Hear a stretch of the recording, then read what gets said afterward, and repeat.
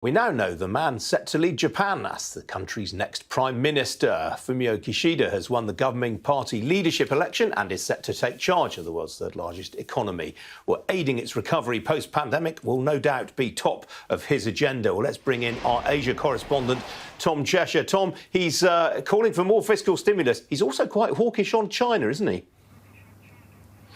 Yeah, all the candidates really were in terms of the diplomatic and security side. On the economic side, he really is a sort of continuity character. He's a familiar face from a very familiar party. It's pretty much ruled Japan with only a couple of interruptions since it was formed in 1955.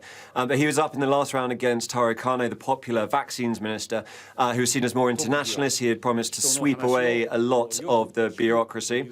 But what we got from Mr. Kishida instead was an emphasis on a new type of capitalism. He hasn't spelled out what that means yet. And as a result, we did see stocks fall after this announcement. So perhaps the market reacting to that.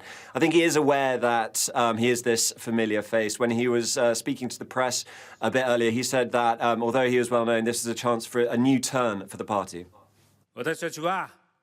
I want to firmly show a reborn Liberal Democratic Party to the Japanese citizens and urge them to support us.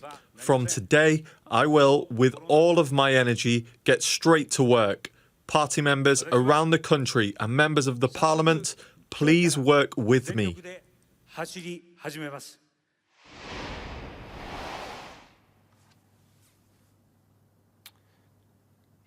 He will have a fair amount to do. On Monday, is certain to be elected as Prime Minister in the Japanese Parliament.